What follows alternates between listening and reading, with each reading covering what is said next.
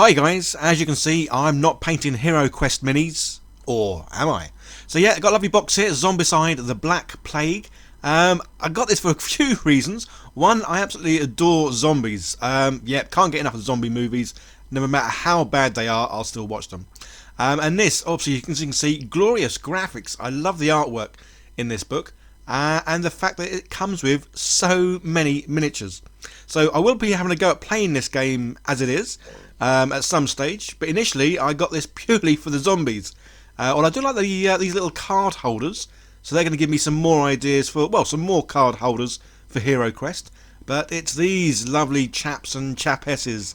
Yeah, an absolute ton of lovely looking, grossly detailed zombies.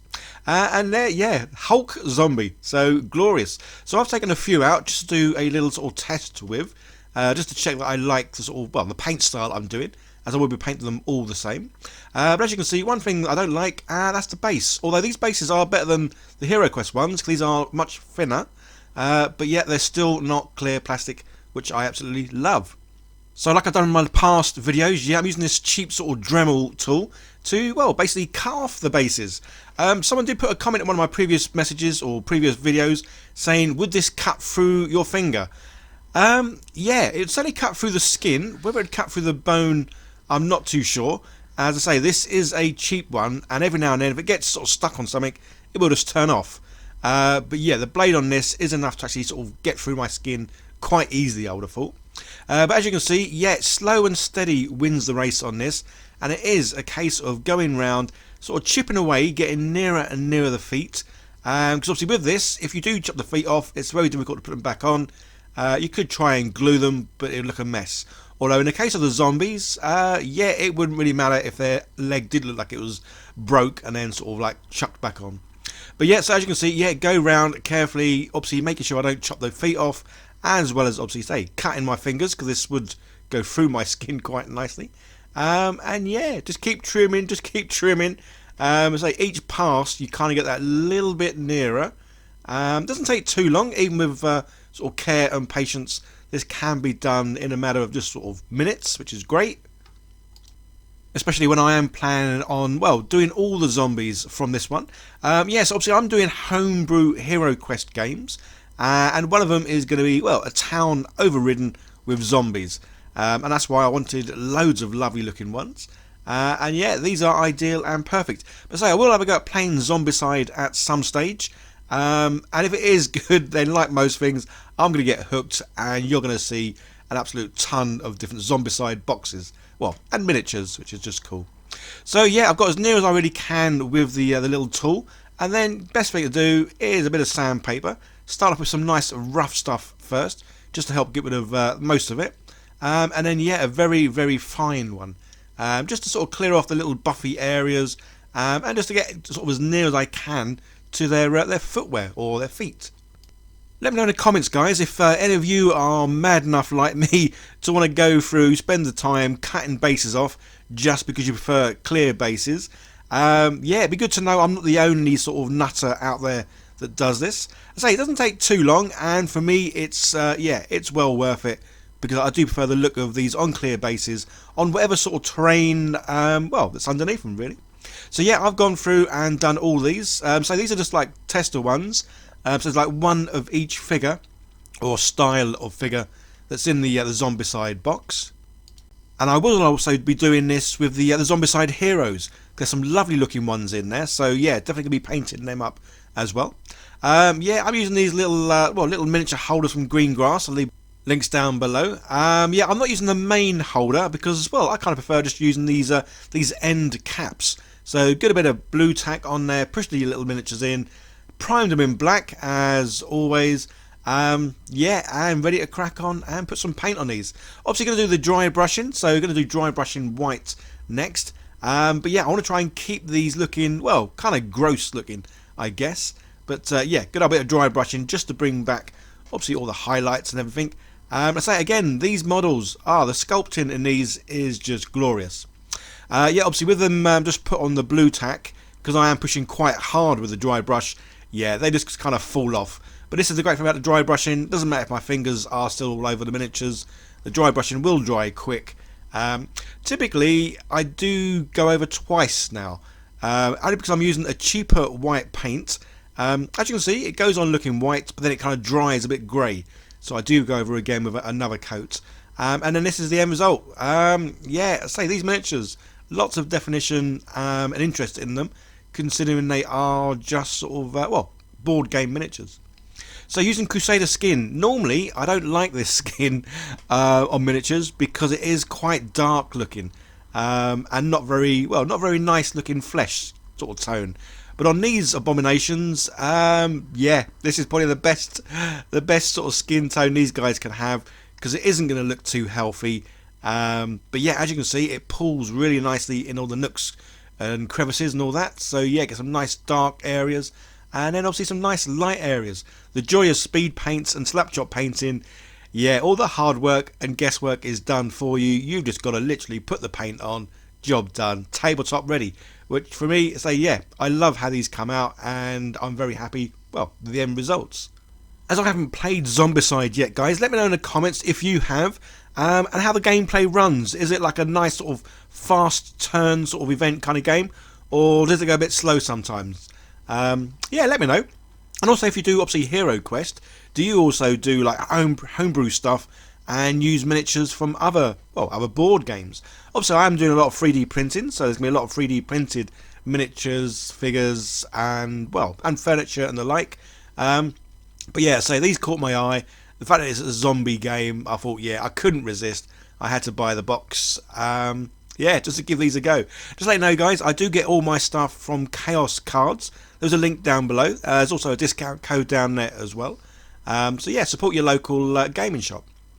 So these guys, I picked out some colours. I really want to keep them looking pretty drab, which is why, as you can see, there's no bright colours. There's no reds, yellows or blues or any of that kind of stuff.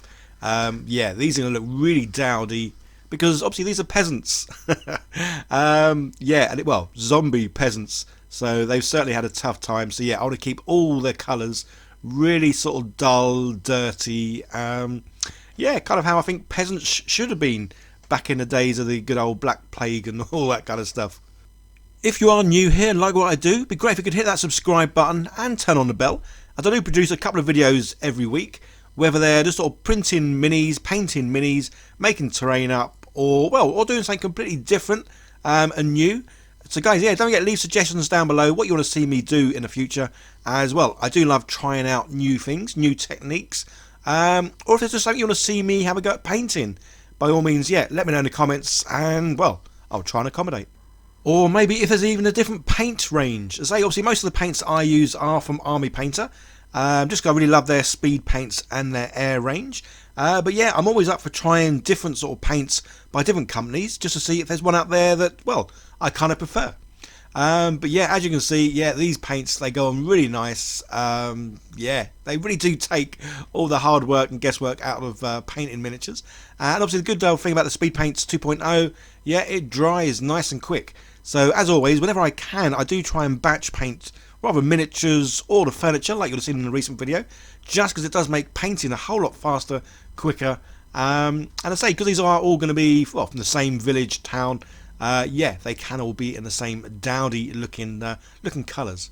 So this is the importance of, I think, painting lids. As you can see, Fire Drake, it looks like a much lighter colour should be coming out, but in actual reality it comes out a rather dark brown, or it does when you get enough paint on your brush anyway. So yeah, painting lids or doing like little lid caps, just so you can see exactly how the paints look when they are sort of like on your miniature. Yeah, definitely something worth spending time doing. Just to say, some of the paints, they really are very different from how they're meant to look. And talking of look, yeah, I love how these are coming out. Again, they're zombies, so unless I painted them pink and made them sort of stripy and spotty, yeah, they are going to look like zombies. Sorry, my voice is going. Sorry about that, just had to clear my throat as well. Yeah, I wasn't sure what was going on. Yeah, I was going to paint their boots a real dark brown, but I think they kind of look better when their colours go light, dark, so you can really sort of see each sort of item so much better. But yeah, say nice and simple, nice and quick, and honestly guys, these really didn't take me long at all to paint. But yeah, I'm very happy with the good old Slapchop style.